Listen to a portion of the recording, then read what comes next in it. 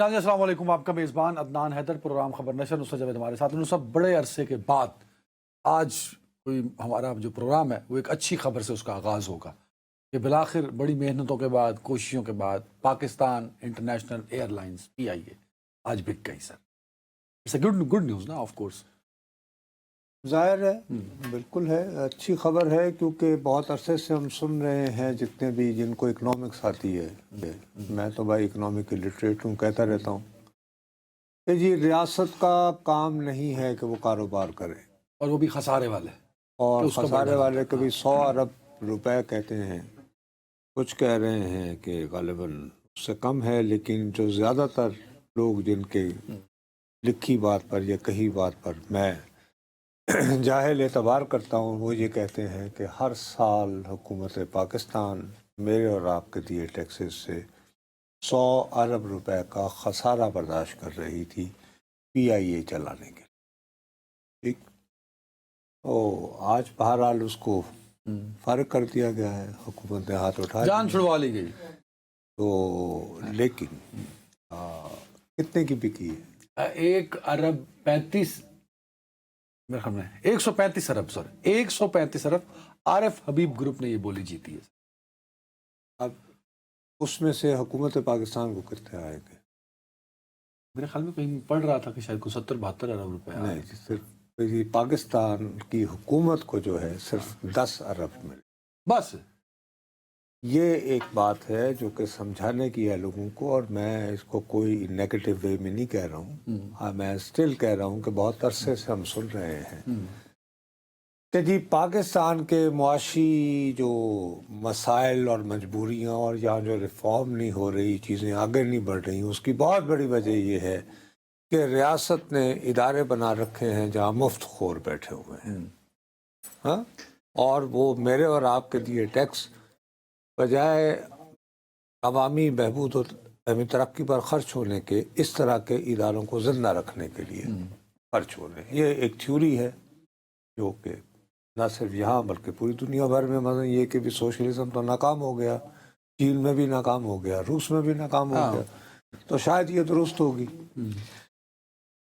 حکومت پاکستان کو آج جو سارا کھٹراک جو آپ لائیو دیکھتے رہے ہیں، میں دوبارہ کہہ رہا ہوں، یہ میں نیگیٹو انداز میں نہیں کہہ رہا، وہ صرف 10 ارب روپے ملیں گے سر، پاکستان۔ ملیں گے نا، ابھی آپ خود ہی بتا رہے ہیں کہ 100 ارب دیا کرتے تھے نا، تو سب سے جو امپورٹنٹ بات ہے، دیکھو جو عام تاثر یہ پھیلا ہے کہ اس کو بیچ کر 135 ارب یہ جس گروپ عارف حبیب نے خریدا ہے، یہ حکومت پاکستان کو یہ تو بقایا پیسے کہاں جائیں گے 125 ارب؟ سر وہ یہ ہے کہ جو باقی پیسے ہیں 125 ارب روپے، وہ جن کو یہ کمپنی دی گئی ہے، ان کا یہ وعدہ ہے کہ وہ آئندہ 5 سالوں میں خرچ کریں گے۔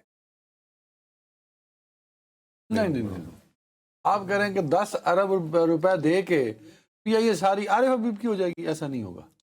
ایسے ہی ہوگا، ایگریمنٹ یہ ہے، یہ جو ساری بولی ہوئی ہے، پلیز میں سمجھنے کی کوشش کرو، میں سمجھانا یہ چاہ رہا ہوں کہ جو نیٹ کیش جو ملے گا وہ ہوگا 10 ارب روپے۔ ہو گئی بات؟ ہو گئی۔ اب یہ جو بولی لگی ہے جو 135 ارب تک گئی ہے، ہاں، اس کا مطلب یہ ہے کہ جو بقیہ رقم ہے وہ خریدنے والا گروپ، اب جس کی PIA ہو گئی، وہ آئندہ 5 سالوں میں خرچ کرے گا to revive the glory of PIA۔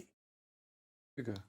اب فرض کرو اگر وہ یہ خرچ نہیں کرتا تو کیا ایگریمنٹ کے میکنزمز ہیں، یہ وہ وغیرہ وغیرہ، وہ تو کوئی وہ بندہ جس کو اکنامکس کی سمجھ ہے اور ایویشن کا پتہ ہے، وہی، اور جس نے ایگریمنٹ پڑھا ہوا ہو، سمجھا ہوا ہو، وہ ہے۔ لیکن جو اچھی بات ہے وہ یہ ہے کہ بھی اگر ایک بار کھٹراک چل رہا تھا نا جی، پاکستان ہر سال 100 ارب روپے میرے اور آپ کے سفید ہاتھی ہیں اور کھائی جا رہے تو ہیں، یہ کیوں کیا جا رہا ہے، اس سے ہماری جان چھوٹ دی۔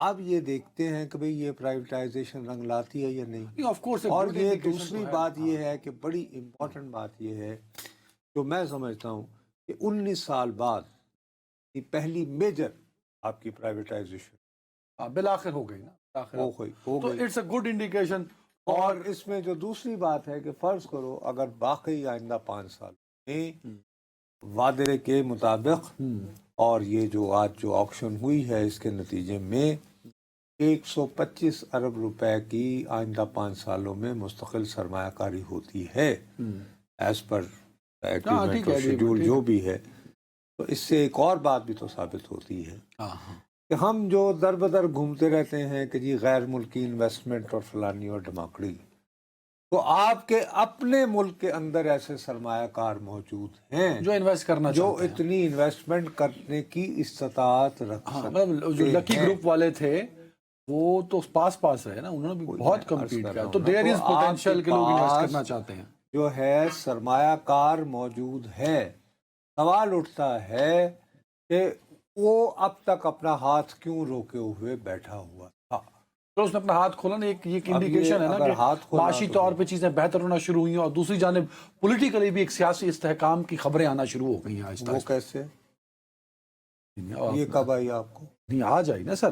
کہاں سے؟ آپ وہ اس وقت سو رہے ہوتے ہیں جب وفاقی کابینہ کا اجلاس ہو رہا تھا. عموماً ہاں نہیں جی بتائیے. تو میں بتائیے، یہ دیکھیں نا وزیر اعظم صاحب نے کھل کر کہا ہے ہاں کہ ہم ملک کی ترقی، خوشحالی اور سیاسی ہم آہنگی کے لیے تمام سیاسی جماعتوں سے پرامن مذاکرات کے اصولی موقف پر قائم ہیں. جی ہاں، اصولی موقف پر قائم ہے. اس کے بعد تو یہ ایک اچھی مت انڈیکیشن ہے. جاؤ نماز کے قریب، یہاں تک پڑھ دیا، آگے بھی تو بتاؤ. نہیں آگے نہیں، انہوں نے کہا جب تم حالت اس میں انہوں نے کوئی شرط نہیں لگائی نا، انہوں نے کہا نہیں لگا دی، مگر ساتھ یہ بھی کہا ہے کہ سیاسی ڈائیلاگ کی آڑ میں امن و امان کی صورتحال کو خراب کرنے کی کسی مذموم کوشش کو کامیاب نہیں ہونے دیا ہاں جائے ٹھیک ہے. گا. انہوں نے کہا کہ جب پرتشدد واقعات نہ ہوں، کم از کم وزیر اعظم نے یہ تو برملا کہا کہ میں مذاکرات کے لیے تمام سیاسی جماعتوں کے ساتھ تیار ہوں. سیاسی ڈائیلاگ کی آڑ میں امن و امان کی صورتحال کو خراب کرنے کی. تو یہ ایک انڈیکیشن ہے نا کہ ملک سیاسی استحکام کی جانب بڑھنے لگا ہے. کہ اگر حکومت وقت ہی کہہ دے کہ آئیے مذاکرات، مجھے یہ سمجھ نہیں آ رہی. آپ اگر حکومت میں ہو نا اس وقت، آپ اگر موجودہ حکومتی بندوبست کے کرتا دھرتا ہو، آپ کہیں گے کہ یار عدنان حیدر اور نصرت جاوید، تم لوگ صحیح معنوں میں فتنہ گیر ہو، شرپسند ہو. اگر اس ملک میں سیاسی استحکام نہ ہوتا تو اس طرح دو بڑے گروپ، بزنس گروپس جو ہیں وہ پی آئی اے کو لینے کے لیے یوں دیوانوں کی طرح ایک دوسرے سے بڑھ چڑھ کر بولی لگا رہے ہوتے. آپ کیا لگے رہتے ہیں حضور؟ آپ کچھ پتا ہوتا بس ایسے ہی، چکے آپ نے مرد مجاہد نظر آنا ہے اسکرین میں. نہیں، وہ اس طرح کہیں گے. میں نہیں کہہ رہا ہوں یہ، یعنی نصرت جاوید نہیں کہہ رہا ہے، میں دوبارہ کہہ رہا ہوں. ہاں کہ ان کے پاس ایک سالڈ آرگومنٹ ہے. ان کا بھائی آرگومنٹ ہے کہ جناب علی بقول آپ کے سیاسی استحکام نہیں ہے. وہ سیاسی استحکام کے نہ ہوتے ہوئے بھی آج ہم نے آپ کو ٹیلی ویژن پہ دکھایا ہے کہ کیسے پاکستان ہی کے دو گروپس جو ہیں بڑے بڑے سرمایہ کاروں کے، وہ ایک دوسرے کے ساتھ بڑھ چڑھ کے اور بالآخر 135 ارب روپے پر مکمکا ہوتا ہے. اور پی آئی اے اتنا بڑا ادارہ جو ہے، کھڑا ہو جاتا تو اس کا مطلب ہے کہ کوئی مسئلہ نہیں ہے. یہاں کا اپنا سرمایہ کار جو ہے اس کو کوئی پریشانی نہیں ہے. وہ ایک اچھی اس کو ٹرمز اینڈ کنڈیشنز ملے، ماحول یہ ملے. لائن آج آپ نے ان کو دے دی نا سر، ہو سکتا ہے کل کو یہ اس کو بھی بیچنا شروع کر دیں. کون؟ یہ جو آپ ایک آرگومنٹ دے رہے ہیں، کون سا argument؟ یہی کہ ملک میں سیاسی استحکام ہے تبھی اتنی بڑی نہیں وہ یہ کہیں گے نا، میں یہی تو تمہیں سمجھا رہا ہوں. وہ تو الگ بات ہے کہ ہم جیسے دیوانے لوگ کہیں گے کہ نہیں صاحب ابھی بات اس طرح کی نہیں ہے. مثلا مثال کے طور پر جو میں نے آپ کو یہ بات کی ہے، بہت سارے لوگ کہیں گے یہ کیا بکواس کر رہے تھے، یہ تو رنگ میں بھنگ ڈال رہا. حالانکہ میں رنگ میں بھنگ نہیں ڈال رہا ہوں، میں ایک خاص تناظر میں رکھ کے بات کر رہا ہوں کہ یار دو چوائسز تھیں آپ کے پاس. ایک تو یہ کہ 100 ارب روپے آپ سالانہ خرچ کریں، یا 10 ارب لے کے چیزیں بہتر کریں. دوسرا یہ کہ یہ عموماً کہا جب شاید خاقان عباسی صاحب جو خود بھی آج بٹر تھے، ویسے انہوں نے ایک عجیب و غریب ان کی جو ان کی بھی ایئر بلو تھی نا، تو وہ تو کہتے تھے کہ اگر کوئی مفت لے وہ بھی دے دو. ایویشن انڈسٹری کو جانتے ہیں تو وہ کہتے تھے تو بھائی یہاں تو پھر بھی چلو 10 ارب روپے میں آ جائیں گے آپ کو. تو میں وہ کہہ رہا ہوں کہ سب سے بڑی بات یہ ہے کہ آپ کے سالانہ 100 ارب روپے خرچ نہیں ہوں گے. اب باقی پیسے لگنے ہیں نہیں لگنے جو ایک بوجھ تھا اکانومی پہ وہ نہیں ہے، وہ آپ تو ایک اس سے خارج۔ Good indication for economy. تو دوسرا جہاں تک آپ کی یہ جو بات ہے نا کہ میری نہیں، مذاکرات، وزیر اعظم نے کہا ہے. یار وزیر اعظم نے نہیں کہا، وزیر اعظم کی بس وہی آپ نے کہا نا کہ مت جاؤ نماز کے قریب۔ انہوں نے کہا کہ ہم تیار ہیں مذاکرات کے، اصولی موقف پر قائم ہیں. اصولی موقع پر قائم ہیں، لیکن یہ سیاسی ڈائلاگ کی آڑ میں امن و امان کی صورتحال کو خراب کرنے کی اب اس وقت آج دن ہے منگل کا، آپ کا پسندیدہ دن اچھا میرے ذہن سے میں نے وہ بولی دیکھتا رہا تو وہ میرے سے وہ نکل گیا. آج حلیمہ بی بی وہیں ہیں، میرا خیال میں گئی ہوئی ہے، میں کچھ پڑھ رہا تھا کہ ہاں. اب آخری اطلاع کے مطابق میں نے پھر وہی 3-4 لوگوں سے، اور میں خود یہ پوزیشن میری رہی ہے ریپیٹڈلی یہ کہنے کے باوجود کہ میں سمجھتا ہوں کہ اڈیالہ جیل میں قید عمران خان کا یہ حق ہے کہ ان کے عزیز و اقارب ان، اسی طرح ان کی مسز کا بھی یہ حق ہے کہ ان کے رشتہ دار کہ بھی ان کے بھی رشتہ دار بھی ان سے ملیں۔ اب وہ کیوں نہیں ہو رہا، کیوں نہیں ہو پا رہا، ٹھیک ہے جی، اور یہ اپنی جگہ ہے۔ یہ خواہش کے باوجود مجھے ایک صحافی کے طور پر میری یہ پوزیشن رہی ہے، میں نے کہا کہ یار یہ جو آپ ٹیکٹکس آپ نے اسٹیپ کیے ہوئے ہیں، آپ تو ایک حوالے سے حکومت کے ٹریپ میں آ رہے ہیں۔ جیسے میں نے آپ کو بتایا نا، آپ جب کہیں گے سیاسی استحکام، تو میں اگر حکومت کا ترجمان ہوں گا میں کہوں گا نام کون سا سیاسی استحکام ہے؟ اس سے پہلے آئی تھی نا مستحکم حکومت، اس طرح ہوئی بولی نہیں. کب سے پی آئی اے کو جو ہے آپ نہیں کر رہے تھے نجی دو سرمایہ دہائیوں کاری، سے تو ہوا پھر ہم نے کروائی ہے کہ نہیں؟ اب میں بار بار کہے چلا جا رہا تھا، میں نے کہا جی کہ آپ ٹریپ ہو رہے ہیں۔ آپ جب وہاں بیٹھ جاتے ہیں تو سوشل میڈیا جو ہے وہ تحریک انصاف کی سب سے زیادہ قوت ہے نا، ٹھیک ہے نا؟ تو ہونا تو یہ چاہیے کہ آپ ایک مرتبہ بیٹھیں، دوسری منگل بیٹھیں، تیسرے منگل بیٹھیں، تو پہلے انہوں نے نورین بی بی کے ساتھ تھوڑی سی پولیس نے زیادتی کی، اس کے بعد اب 2 مرتبہ منگل کے دن یہ ایسا ہوا ہے کہ ان پر یعنی پانی واٹر کینن استعمال ہوئے، باقاعدہ آپریشن کیا اب گیا، سوال اٹھتا ایف ہے، آئی آرز کی گئیں، گرفتاریاں نہیں کی بابو، لیکن دیکھو رات کو 1-1:30 بجے، رات کو 1-1:30 بجے تک پورے موبائل فونوں پر یہ بات تو چل رہی ہوتی ہے نا کہ جی ان کی بہن ماں بیٹھی ہوئی ہیں، ہاں. ٹھیک ہے نا؟ تو ہونا تو یہ چاہیے کہ وہاں پر کم از کم بہت ہی کم ہو 8 سے 10 ہزار تو آ جانا چاہیے، لیکن 700-800 تو ہوتا ہے. نہیں آج 140 سے زیادہ نہیں ہے، میں ذمہ داری سے کہہ رہا ہوں، جس میں تمہیں 150 صرف. سر اس کی وجہ ہے اگین کہ گزشتہ منگل کو جب واٹر کینن کے استعمال کے بعد ایف آئی آر لکھی گئی ہے تو اس میں پتہ نہیں 200-250-300 پتہ نہیں، میرے پاس اب سامنے ایف آئی آر نہیں ہے، نامعلوم افراد۔ تو آج وہ بہت سارے لوگوں کو جو اس وقت ہیں بیچارے، ان میں سے کچھ لوگوں کو گرفتار کر کے کہہ سکتے ہیں کہ تم وہ نامعلوم، اور نامزد ہو جاؤ گے آج. میں گزشتہ نہیں آج نامزد نہیں، آج گرفتاری وہی نامزد مجھے ہو گئے. شبہ یہ پڑ رہا ٹھیک ہے، کہہ رہے بھائی تمہارے خلاف آپ کہہ رہے ہیں اس لیے لوگ نہیں آئے. میرا خیال ہے حکومت نے اس کا مطلب اپنا قلعہ مضبوط کر لیا. تو وہی تو میں کہہ رہا ہوں، تو آپ ایک یہ ٹیکٹکس جو ہے یہ ناکام ہو گیا ہے نا۔ ہو سکتا ہے پی ٹی آئی اب اپنی پالیسی بدلے، اگر وزیر اعظم کہہ رہا ہے بات چیت ہونی چاہیے، کل وہ اعظم وزیر تارڑ صاحب اور رانا ثناء اللہ صاحب یار میں آپ سے دوبارہ یہ کہہ رہا ہوں کہ وہ بھی گھنگلوں سے مٹی جھاڑ رہے ہیں۔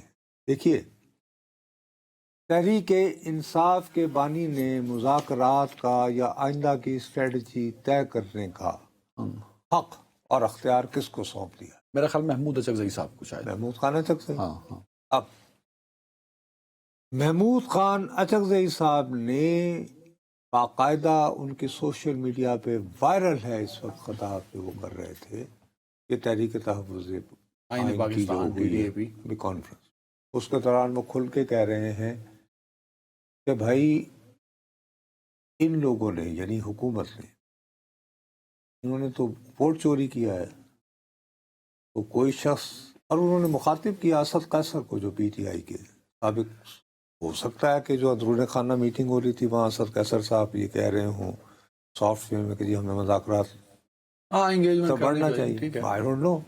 لیکن جو میں نے وہ دیکھا اس سے انڈیا یہ ملا کہ شاید انہوں نے کہا صاحب ایک آدمی جو ہے میری آنکھوں کے سامنے آپ کے سامنے میری گھڑی اتار کے اپنی جیب میں ڈال لے میں اس سے مذاکرات کروں گا تم مجھے میری گھڑی واپس کر دو. اور انہوں نے بڑے سخت الفاظ استعمال کیے چور لفنگے ٹائپ جو میں یعنی محمود خان اچکزئی سے ایکسپیکٹ نہیں کرتا ہوں. تو آپ کے خیال میں محمود خان اچکزئی صاحب بھی مذاکرات کے میں تو کل یہ کہہ رہا تھا کہ وہ مذاکرات کرنا چاہتے ہیں. بھائی میں تو صبح کل بھی سمجھانے کی کوشش کر رہا تھا. دیکھو نا یہ اچھا ان کا بھی وہ میں نے یہ باقاعدہ اویلیبل ہے تم کوشش کر کے دیکھ سکتے ہو ہوم ورک کرو. اس کے بعد آج علیمہ بی بی کے صاحبہ کے بعد جب ان سے بات ہوئی ہے تو وہ کہتی ہیں کہ جی ہم جب بھی احتجاج کی بات کرتے ہیں تو یہ مذاکرات کا ایک شوشہ چھوڑ دیتے ہیں. کا شوشہ چھوڑ دیتے ہیں. اور یہ کہ یہ کیسے ہو سکتا ہے ڈنڈے برسائیں ہم پہ پانی چلائیں ہمیں تو نہیں ہم تو نہیں یہ کریں گے. پھر ہاں یہ چوری شدہ مینڈیٹ والے وزراء ہمیں بتائیں گے کہ ہم نے کیا بات کرنی ہے اور کیا نہیں کرنی. ہم جو چاہیں گے بات کریں گے. تو ایک حوالے سے دیکھا جائے تو محمود خان اچکزئی اور علیمہ بی بی ایک ہی بات کر رہی ہیں. اب مجھے سمجھ نہیں آتی کہ اگر آپ نے ان سے بھی بات نہیں کرنی حکومت سے بھی بات نہیں کرنی اور اچکزئی صاحب کی جو گفتگو ہے اس میں انہوں نے عدلیہ اور اسٹیبلشمنٹ کو برابر کا ذمہ دار ٹھہرایا ہے بقول ان کے الیکشن چوری. ٹھیک ہے جی تو پھر کس سے مذاکرات کریں آپس میں کرنے ہوں گے پھر کرتے رہے. میں دوبارہ میں حکومت ہوں گا میں ہاں جی بالکل خیبر پختونخوا ہاؤس کی چکلو جنا مل لیا کرو.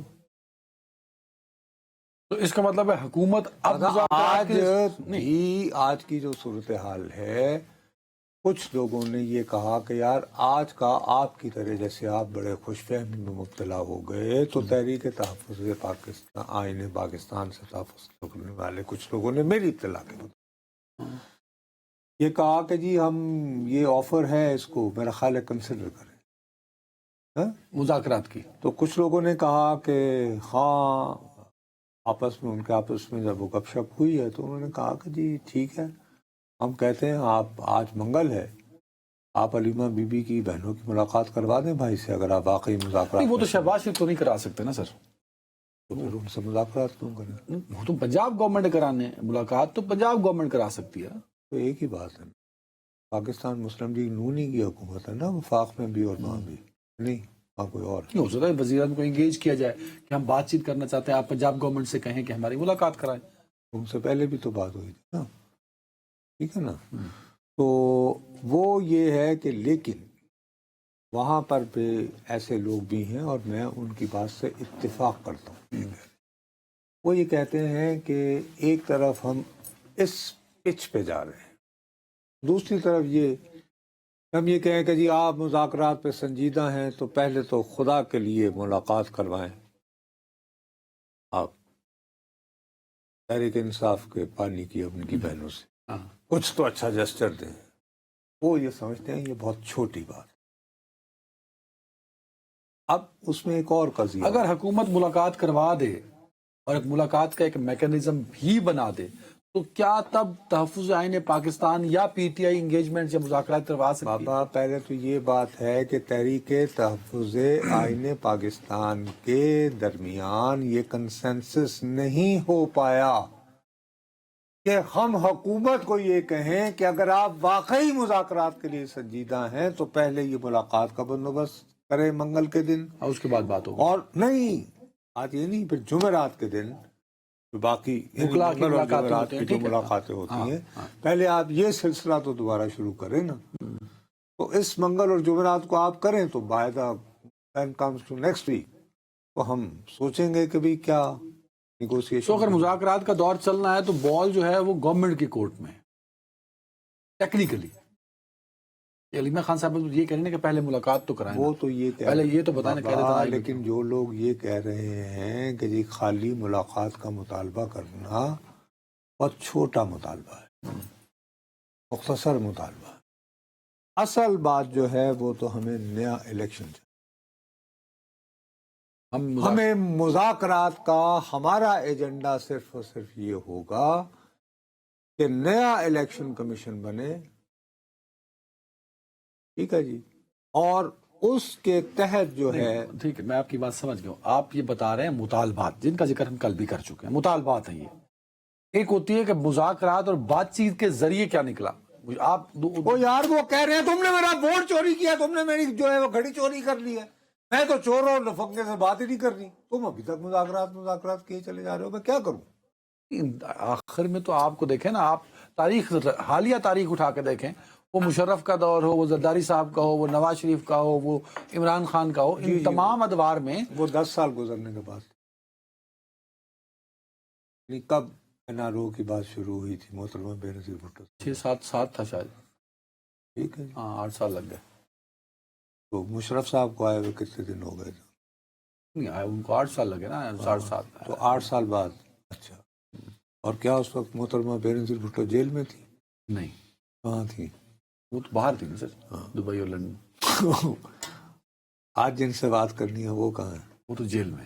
ہاں، اور جیل میں یہ ہے کہ ابھی تک، پھر اگین میں دوبارہ یہ کہہ رہا ہوں کہ یہ میں نہیں کہہ رہا ہوں، اگر میں حکومتی ترجمان ہوتا میں یہ کہتا جی 3 مرتبہ علی امین گنڈا پور صاحب بھی آئے تھے پورے لاؤ لشکر کے ساتھ، ہاں، چھڑوا لیا 26 نومبر کے بعد 2024 کے. کیا اور آج کا جو ہے، فرض کرو وہ باقاعدہ، میں تو اگر فرض کرو کہ میں اگر شیطانی دماغ کے ساتھ اس حکومت کا ترجمان ہوتا تو میں آج پی ٹی وی پہ لائیو دکھا رہا ہوتا کہ دیکھیے جی یہ اتنے بندے. ہاں، آپ کہہ رہے ہیں بقول آپ کے 150 بندہ جو ہزاروں سے شروع ہوا، سینکڑوں پہ آیا، اب 150 پہ پہنچ گیا. یہ ہے جی، اب ان کے ساتھ ہم ان کے پاؤں پڑے اور ان کے کہنے پر ہم استعفیٰ دے دیں اور یہ مان لیں کہ ہم مینڈیٹ چور ہیں. اور آج کے دن وہ بھی جب کہ ہم نے، یعنی تم بندے تو آپ نے 150 کر دیا کہ آج آپریشن ہو سکتا ہے، پہلے تو ہوا 2 دفعہ 3 دفعہ.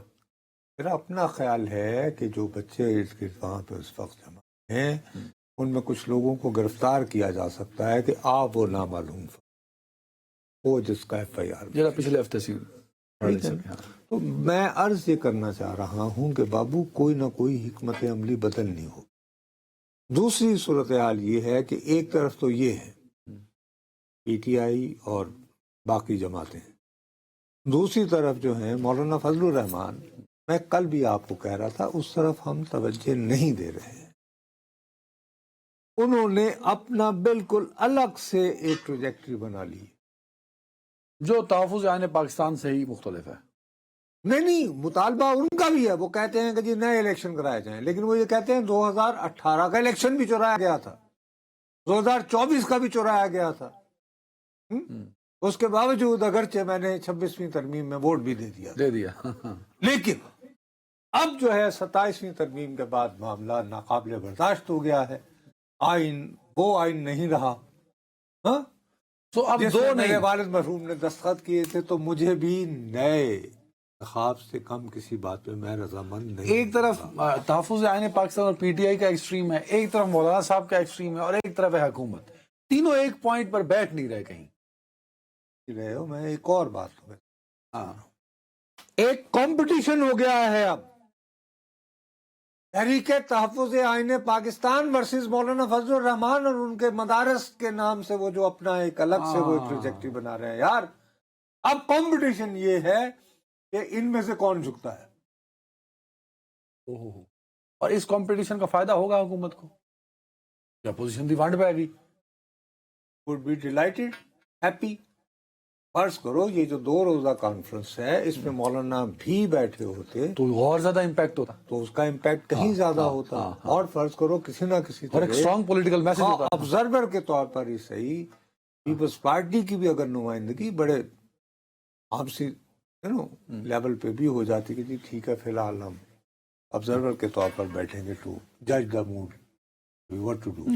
تو امپیکٹ ہی اور ہوتا. ہو سکتا ہے محمود اچکزئی سب چیزوں کو انگیج کر لیں، آپ کو پتا ہے یار وہ ایک بندے کا. تو میں پھر دوبارہ کہہ رہا ہوں، میں تم جاؤ جا کے اپنا یا ایسا کرنا کہ وقفے میں جب جاؤ تم جس طرح تل ملا رہے ہو نا، جس طرح تمہیں وقفہ لینا وقفہ لینا ہے، ہے نا، اپیرنٹلی لگ رہا ہے نہیں واقعی وقفہ بڑا لینا لینے کے، تو تم اتنی دیر میں کوشش کرو کہ تم وہ دیکھو، اس میں باقاعدہ جو زبان ہے میں اس کو استعمال نہیں، ہاں ٹھیک ہے، میں سن چکا ہوں، آپ صحیح کہہ رہے ہیں، ٹھیک ہے ٹھیک ہے. اس لیے نہ حکومت خوش ہے کہ جی یہ جو عدنان حیدر جیسے افراد بیٹھ کے کہتے رہتے ہیں جی سیاسی استحکام نہیں، انہوں کو آج 135 ارب رہی اپوزیشن پہلے وہ اپنی جنگ کو غالب ہے.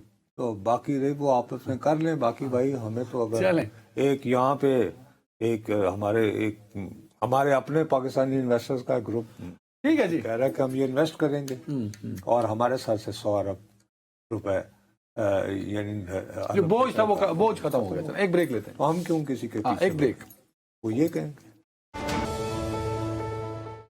Welcome back. نصرت صاحب، حسینہ واجد کی حکومت فاشسٹ حکومت تھی اور ایک اسی طرح آپ اس کو کٹ پتلی حکومت سے بھی لنک کر دیتے تھے، لنکڈ ود انڈیا.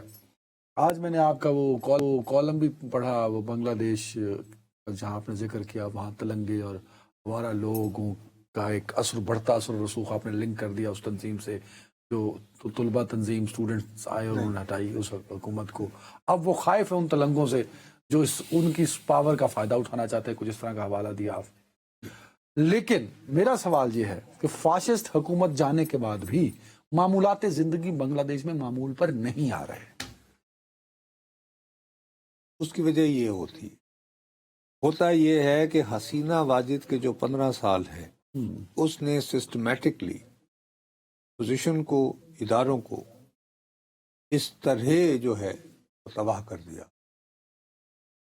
کہ جو بھی پولیس والا تھا اس کو اب غصے سے بفرے ہوئے بنگالی جو ہے بنگلہ دیشی رادرم وہ عوامی لیگ کا کارکن سمجھتے ہیں، وہ اس کو پولیس والا نہیں سمجھتے. اچھا. تو بہت سارے جو لوکل جو پولیس ہے وہ چھوڑ چھاڑ کے چلی گئی. مثال کے طور پر 1857 میں دلی میں آئے وہ سپاہیوں کی بغاوت جو ہوئی تھی، اور نجف خان ان کے قائد تھے. انہوں نے یوں کر کے بہادر شاہ کو کہا، یہ ولیم ڈیلرمپل کی کتاب میں ہے، ریکارڈڈ بات ہے، ویسے کوئی ایسی بات نہیں. میں نے کہا بڈوا ہم نے تمہارے کو بادشاہ کیا. اس کے بعد وہ جو لوگ تھے جو دلی میں آئے ہوئے تھے ان کے ساتھ وہ ارد گرد کے علاقوں کے، جس کو ہم لوگ ویلے نہیں کہتے، فارغ بیٹھے ہوئے لوگ کہ کوئی نوکری نہیں ہے، کچھ نہیں ہے، کبھی اس سے پیسے لیے، کبھی اس سے کبھی کو دہاڑی لگا دی، کبھی کسی کے ساتھ کوئی جال سازی کر کے کوئی 2-4 روپے قبول. تو ان کے لیے لفظ استعمال ہوا تھا تلنگا، جن کے خوف سے اسد اللہ غالب جیسے لوگ جو ہیں وہ اس لیے بچ گئے کہ وہ کوچہ بلب آرا کے جس علاقے میں رہتے تھے وہ پورا علاقہ جو تھا وہ مہاراجہ پٹیالہ کی ملکیت تھا. تو اس نے اس علاقے کی حفاظت کے لیے، چونکہ پرانی گلیاں تھیں تو اس نے اپنے سپاہی بھیج دیے تھے، اور مہاراجہ پٹیالہ جو تھا وہ پرو انگریز تھا. تو وہ علاقہ بچا رہا چورس سے.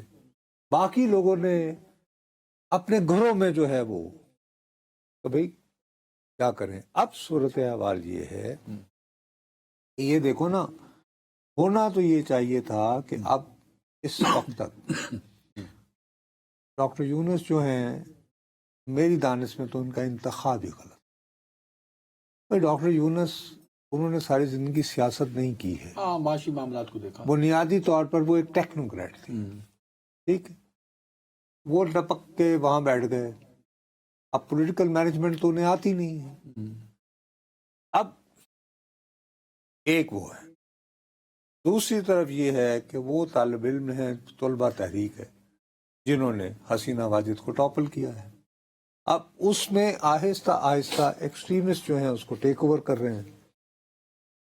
وہ یہ کہہ رہے ہیں، جیسے اب یہ مثال کے طور پر اچھک صاحب کہہ رہے ہیں کہ جی ووٹ چوروں سے میں کیسے بات کروں، وہ کس سے بات کرنی ہے. تو مطلب ہے کہ یا تو انقلاب، لوگ لاکھوں کی تعداد میں نکلیں یا پھر یہ کسی تنخواہ پہ گزارا کریں. اب وہ کہہ رہے ہیں کہ صاحب یہ جو بچہ عثمان ہادی جو مسجد سے نکل رہا تھا، بچہ تو خیر کیا وہ 32 سال کا ہو گیا تھا. اچھا، اور وہ باقاعدہ اپنی اس میں نا ریسنٹ ان میں لکھ رہا تھا کہ یار ہم جس سمت جا رہے ہیں وہ درست نہیں، مجھے کچھ خدشات ہیں. ایک اور بھی اسی طرح کا پرانا بچہ وہ 2 دن پہلے وہ اب یہ ہے کہ یہ بات ایک ڈاکٹر یونس یہ کہہ رہے ہیں کہ صاحب ان کو جو قتل کرنے والے ہیں وہ انڈیا سے آئے تھے، وہ کر کے تو بھاگ گئے ہیں. اب میں انڈیا پر تو پریشر نہیں ڈال سکتے. نہیں، میں انڈیا کے اوپر ڈپلومیٹک دباؤ ہی ڈال سکتا ہوں، اور باقی اگر ہم فل فلیجڈ فوجی حملہ بھی کر لیں تو ہم ان لوگوں کو تو نہیں ڈھونڈ سکتے. وہ یہ کہتے ہیں کہ صاحب جب تک آپ یو آر ریسپانسبل، یعنی یہ جو آپ نے انٹرم جو سیٹ اپ بنا رکھا ہے پوری حکومت، اور اگر وہ نہیں تو آپ کم از کم ابھی جو وزیر داخلہ ہے، وہاں تو وزیر نہیں ہے، ان کو سب کو مشیر کہتے ہیں. پوری ایک سیٹ اپ ٹائپ بنایا نا. نہیں، انہوں نے سب کو مشیر بنایا. مشیر تو جی وہ مشیر داخلہ جائیں، یہ وہ ادھر ادھر. دوسری بات یہ ہے کہ آپ کا تو سارا غصہ ہونا چاہیے تھا نا کہ ٹھیک ہے، میں یہ نہیں کہتا کہ آپ نے بھارتی سفارت خانے کے باہر، ہائی کمیشن کے باہر وہاں پہ مظاہرہ کریں، آپ یقیناً پروٹیسٹ کریں. انڈیا میں بھی لوگوں نے کیا ہے، کیونکہ ایک جگہ اپنا کیا نام سے ایک ہندو جو ہے اس پر بلیسفیمی کا الزام لگا اور اس کو لنچ کر دیا گیا، وہ جیسے سیالکوٹ میں نہیں لیکن سری لنکا کا بندہ مارا. ٹھیک ہے، اب توجہ تو ساری اس طرف ہونی چاہیے تھی نا کہ آپ پوری انٹرنیشنل کمیونٹی کے روبرو یہ کیس اسٹیبلش کرتے کہ صاحب یہ افراد تھے، یہ لوگ یہاں سے انڈیا سے داخل پورا ان کا روٹ میپ دیتے اور عالمی اداروں کو اور ملکوں کو اعتماد میں لیتے ہیں. تو آپ بجائے اس طرح کو بلڈ ہوتا پریشر انڈیا کے اوپر، ایک مورل پریشر ہوتا ہو، وہ نہیں ہوا. آپ نے کیا حرکت شروع کر دی وہاں پر، آپ نے جو ایک جلوس کا رخ جو ہے وہ مڑ گیا. وہ ایک اخبار نکلتا ہے دی اسٹار، اور ایک اور ایک بنگالی کا بہت ایک مشہور اخبار ہے، وہاں کا سب سے زیادہ شائع ہونے والا مقبول ترین. وہاں انہوں نے دی اسٹار جو ہے وہ یقینی طور پر لبرل پروگریسو ہے، لیکن حسینہ واجد نے گزشتہ 6 سالوں سے، میں اس کے 3-4 رپورٹرز کو ذاتی طور پر جانتا ہوں، ان کے ایڈیٹر سے بھی میری ہیلو ہائی بڑی اچھی رہی ہے، شناسائی ٹھیک ہے، کیونکہ ساکھ کانفرنسوں وغیرہ سے ملاقاتیں رہتی نہیں. وہاں پر بھائی صاحب انہوں نے پوری وہ بلڈنگ نظر آتش کر دی، اس کی چھت پر بھاگ کے صحافیوں نے اپنی جان بچائی، اور باقاعدہ تماشا دیکھتی رہی وہاں پہ جو پولیس تھی. کیوں کہ انہوں نے یہ کیا کہ وہ سارے چھت پر چلے گئے تھے، کیونکہ سارے راستے ہی مسدود تھے، کیونکہ وہ جلا جو دیا دفتر. تو فائر بریگیڈ والوں نے وہ لمبی سیڑھی لگائی اور ان کو ریسکیو کیا، کہا نہیں کہ آئے آپ.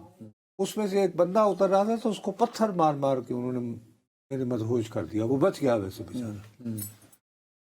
جب کافی واقعہ گزر گیا تو لوگوں نے کہا صاحب اب تو نہیں کوئی ہم اترے. پھر وہاں پر بغیر وردی کے کچھ فوجی کسی نہ کسی طرح کچھ حد تک پہنچے، اور وہاں وہ دروازے کے اس پار بند سے یقین دلاتے رہے انہیں کہ یار ہم لوگ فوجی ہیں، میں میجر فلانا ہوں.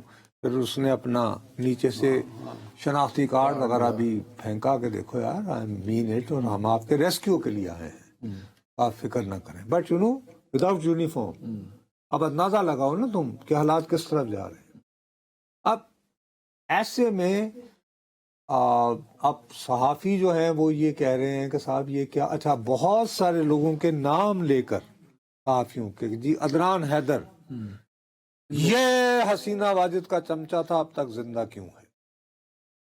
حسینہ واجد کا غصہ ابھی بھی لوگوں میں ایگزسٹ کرتا. یار وہ تو گئی نہ، فرار ہو گئی، اب آگے بڑھو نا یار. نہیں بڑھ پا رہے نا، اس لیے نہیں بڑھ پا رہے کہ وہ بات تلنگوں کے ہاتھ میں چلی گئی ہے. جب بات تلنگوں کے ہاتھ اور بنگلہ میں اس کو تمہیں پتہ ہے، یہ جو ہم جس کو لچا لفنگا आवारा اور وہ تلنگا اور لاہور میں کہتے ہیں ویلے، वेले وہاں پہ بنگالی میں ان کو کہتے ہیں مستان، मस्तान. مستی سے ہاں مستان کہ جی وہ तो ये تو सारी یہ گروہ ہیں، وہ اچھے بھلے آدمی کو یہ کہیں گے تمہارے پاس کچھ پیسے ہیں، تمہیں کہیں گے اتنے پیسے دو ماں بار، ورنہ ہمیں پتہ ہے کہ تم نے جو عوامی لیگ کا جو ساتھ دیا ہے تمہارا گھر جلا تو وہ تحریک جس نے اس کو اٹھایا وہ ہائی جیک ہو چکی ہے. وہ ہائی جیک ہو گئی ہے اور اس کو ہائی جیک کیا ہے پبلک. الیکشن ہوگا اگر حالات ایسے رہے، ابھی تو وہ خود کہہ رہی ہے، طلبہ تنظیم والوں نے کہہ دیا ہے کہ جب تک آپ قاتل بازیاب نہیں کرواؤ گے نو الیکشن. نو الیکشن. لیکن وہ انہوں نے کہا ڈاکٹر یونس نے کہ الیکشن باقی ہوگا. یونس کہہ تو رہے ہیں لیکن ڈاکٹر یونس جو ہیں ان کی وہ رٹ تو نظر نہیں آئی نا گزشتہ 2 دنوں میں. اب 2 ہی طریقے ہیں نا، یہ ہے کہ بالآخر پوری بنگلہ دیش کے لوگ جو ہیں اکٹھے ہو کر کہیں فوج کو کہ صاحب اب قدم بڑھاؤ، ہمیں زندگی دو، ٹھیک ہے.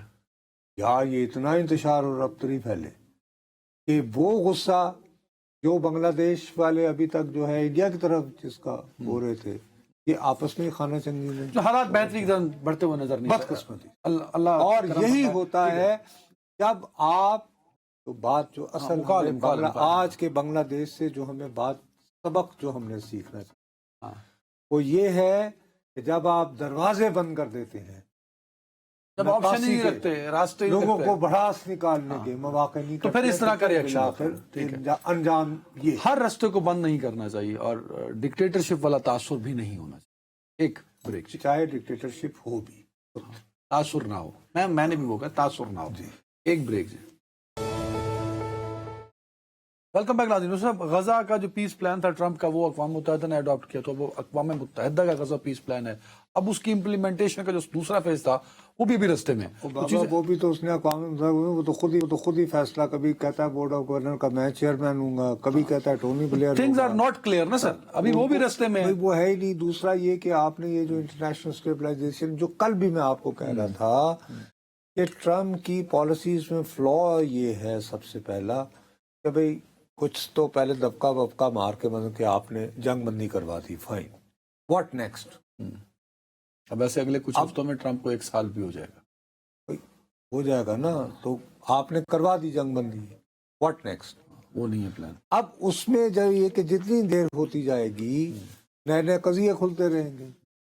اب اس کے وزیر دفاع نے بیان دیا ہے کہ جی ہم غزہ کو تو کبھی خالی نہیں کریں گے، میری فوجیں وہاں رہیں گی، ہماری فوجیں رہیں گی لیکن وہاں کے شمال میں رہیں گی. یعنی کہ غزہ کی پٹی پر جو ہے اسرائیلی افواج کا کمپلیٹ وڈرال نہیں ہے، یہ کہہ رہا ہے وزیر دفاع. اور وہ لانگ ٹرم میں اس بات کو بھی رول آؤٹ نہیں کر رہا کہ جہاں پہ یہ جو نارتھ جہاں پہ وہ ہوں گے غزہ کی پٹی میں، وہاں پہ ایونچولی اسرائیلی آباد کار نہیں آئے. ٹھیک ہو گئی بات. چلے یہ تو ایک قضیہ ہو گیا. دوسرا قضیہ دوسرا قضیہ یہ ہے کہ 22 دسمبر کو کل یہ دعویٰ کر رہے ہیں کہ جی ایران نے اپنے 3 بڑے شہروں میں تہران، اصفہان اور مشہد، یہاں پر نہ صرف یہ کہ فوجی ڈرلز کی ہیں بلکہ بلاسٹک میزائل کے ترجمہ یعنی تجربات بھی ایک ہی دن کیے. تو اس کو فوری طور پر اسرائیل کے وزیر اعظم نیتن یاہو نے یہ بیان دیا ہے کہ جی اگر تو ایران اس چکر میں ہے کہ وہ ہم پر حملہ کرے گا تو کوئی بات نہیں. یعنی باقاعدہ مطلب ایران اور اسرائیل والا بھی جو قضیہ وہ ابھی سیٹل نہ سمجھا جائے. نہیں، وہ باقاعدہ دھمکی پہ آ گیا نا. اور بہت سارے وہاں کے جو مبصرین ہیں اسرائیل کے اپنے، وہ یہ کہہ رہے ہیں کہ اس میں کیونکہ ایک چیز ہوتی ہے انگریزی میں کہتے ہیں فاگ آف وار، یہ کنفیوژن ہوتا ہے نا. جب اتنی زیادہ وہ کہتے ہیں کہ جی لیکس آ رہی ہیں کبھی ویسٹرن انٹیلیجنس ایجنسی سے، کبھی اس طرح کے بیان آ جاتے ہیں، وہ جی تو کہتے ہیں اس میں یہ ہے کہ یہ ہو سکتا ہے کہ فرض کرو ایران یہ سوچ سکتا ہے کہ یار اگر واقعی اسرائیل نے ایک اور راؤنڈ لگانا ہے تو میں کیوں نہ پہل کروں. اب ادھر بھی ان کے بہت شدید مسائل جا رہے ہیں کہ یعنی تہران میں پانی کی شدید قلت ہے اس وقت، اور یہ باقاعدہ سنجیدگی سے سوچا جا رہا ہے کہ آپ دارالحکومت کہیں اور شفٹ کر لیں، لیکن وہ اکنامک سچویشن کی وجہ سے شاید ابھی ممکن نہیں ہے۔ سملرلی بجلی کی جو ہے وہ بہت یعنی کہ طویل لوڈ شیڈنگ ہو رہی ہے، تو شاید ایران کو بھی یہ سوٹ کرتا ہے کہ ایک ان کے اندر وہ جو ایک وطن پرستی کا جو ایک جنین جذبہ ہوتا ہے کہ بھئی ٹھیک ہے اپنا وطن تو بچانا ہے، ہم کیا کریں، اس کو زندہ رکھا جائے۔ تو یہ ایک کنفیوژن والی صورتحال ہے نا۔ تو ٹرمپ صاحب کا ایران یا تو یعنی ٹرمپ صاحب جو ہیں انہوں نے ہمیں سیکنڈ فیز کو ٹرو کر کے، تو اب ہمارے ہاں بحث ہو رہی ہوتی کہ جی ان شرائط پر میں اور آپ بحث کر رہے ہوتے کہ جی پاکستان کو اپنی افواج بھیجنی چاہیے یا نہیں، مثال کے طور پر ٹھیک ہے، یہی بحث اور دیگر اسلامی ممالک میں ہو رہی ہوتی کیونکہ چیزیں کلیئر نہیں ہے نا، کیا وہ چلے جا اگلا پلان کلیئر ہی نہیں ہے کہ ایگزیکیوٹ کیسے ہوگا۔ پلان ہی نہیں کلیئر ہے، اور اس سے پہلے ہی ہم لوگ جو ہیں ہم تو اپنی طرف سے، اگر تم سوشل میڈیا پر جاؤ تو پاکستان فوجیں بھیج چکا ہے ہاں سوشل میڈیا پہ تو غزہ میں امریکہ کو خوش کرنے کی۔ وہ نہیں یار، ایسی بات نہیں ہے، میں آپ کو بار بار کہتا ہوں کہ کیسے بھی حالات ہوں، جب کبھی آپ اپنی بات پہ اڑ جائیں تو آپ اڑ جاتے ہیں، ٹھیک ہے، ہو جاتا ہے۔ تو یہ جو ہے، یہ جو بلڈنگ صورتحال ہے، ابھی تھوڑی دیر پہلے مجھے آیا تھا میسج کہ اقوام متحدہ کی سیکورٹی کونسل بھی اب وہ ایران اور اسرائیل کے درمیان بڑھتے ہوئے جو تناؤ ہے اس پر غور کے لیے مل رہی ہے، تو شاید وہ یہ تناؤ اس قدر شدت اختیار کر چکا ہے کہ اقوام متحدہ کی سلامتی کونسل شاید اس پر اپنی میٹنگ کرے گی، مل رہی ہے، یہ مجھے آیا پیغام۔ تو میرا مقصد یہ ہے کہ دونوں طرف حالات نیتن یاہو نے شاید یہ بھی کہا ہے کہ وہ ٹرمپ سے کہیں ملاقات ہے اس کی اگلے کچھ دنوں میں، تو اس میں وہ ایرانی ایٹمی پروگرام کے بارے میں اور ایرانی فورسز کا جو ایکٹیویٹیز ہیں اس کے بارے میں ٹرمپ سے بات بھی کریں گے، شاید ایسا بھی کچھ رپورٹ ہوا ہے۔ تو اس کا مطلب یہ ہے کہ وہ بنیادی طور پر کہہ رہے ہیں کہ جی ٹرمپ صاحب، مسٹر پریزیڈنٹ، ابھی ہمارا جو ایران ایجنڈا ہے وہ کمپلیٹ نہیں ہوا، نہ آپ کا نہ میرا، کیونکہ ٹرمپ تو اپنی دانش میں وہ کہتے ہیں کہ بس میں نے تو ان کا نیوکلیر پروگرام جو ہے وہ آئندہ کئی دہائیوں تک کے لیے ختم کر دیا ہے، بس ٹھیک ہے اب آگے بڑھو، یعنی کہ نگل بات کریے جو وہ ہر چیز پہ کرتے ہیں۔ اب وہی یعنی روس اور یہ بھی ہو سکتا ہے کہ غزہ والا معاملہ سیکنڈ فیز میں جاتے ہی جب سیٹلمنٹ کی جانب بڑھے گا تو ایران کی جانب پریشر بڑھ جائے، اسرائیل ایک طرف سے تو نہیں تو پھر بہت مشکل ہو جائے گا نا۔ فرض کرو اگر اسرائیل غزہ میں کہے کہ اچھا جی ٹرمپ صاحب آپ اپنا منصوبہ کر لیں لیکن ایران میں اسے نہیں چھڑنا، تو بہت مشکل ہو جائے گا اسلامی ممالک کے لیے کہ وہ انٹرنیشنل اسٹیبلائزیشن جو بننی ہے فورس اس کے لیے اپنے لوگ بھیجیں، بہت ڈیفیکلٹ ہو جائے گا نا۔ وہ جو بھی ہونا اس سے پہلے ہوگا، آپ یہ سمجھتے ہیں اگر ہوا تو؟ میرا اپنا خیال ہے کہ ٹرمپ کے لیے زیادہ بہتر یہی ہے کہ وہ پورا فوکس کرے، ذرا تھوڑا سا رحم کرے دنیا کے اوپر اور اندازہ لگائے کہ معاملات سنگین ہیں، کہ ہسٹورک ہے۔ لیکن ٹرمپ وہاں سے یوکرین والا بھی کل ہم نے ذکر کیا تھا، تو کئی لانجے پال رکھے ہیں ٹرمپ صاحب نے۔ اپنا خیال رکھیے گا ناظرین، ٹائم ختم ہو گیا، اللہ حافظ۔